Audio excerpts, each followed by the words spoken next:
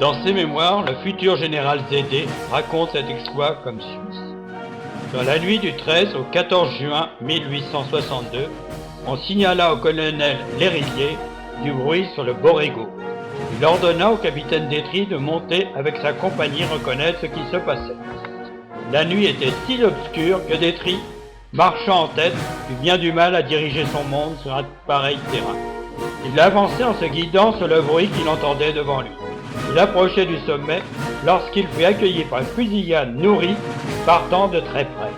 De suite, il s'arrêta, il fit entrer sa compagnie en ligne, envoya une salve puis fit sonner la charge.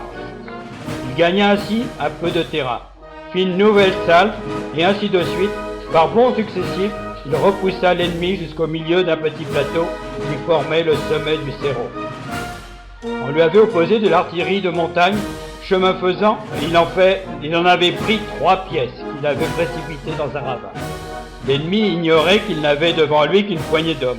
Mais Détry avait reconnu que les Mexicains étaient en trop grand nombre pour qu'il pût en venir à bout à lui tout seul. Le fait qu'il avait affaire à Ortega, à la tête de plus de 2000 hommes de la division de Zacatecas. Détry s'arrêta sur place, se bornant à maintenir sa position jusqu'à ce qu'on vînt à son secours. Il fait même cesser le feu, dont la lueur aurait donné à l'ennemi la possibilité de diriger son tir sur lui et de l'accabler. En effet, le colonel Lérillier, entendant la fusillade, fit partir une seconde compagnie, celle du colonel Leclerc.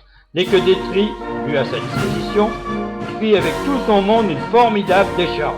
Puis, se lançant à la baïonnette avec ses 140 hommes, il culbuta en bas des pentes du Borrego les Mexicains saisis de panique.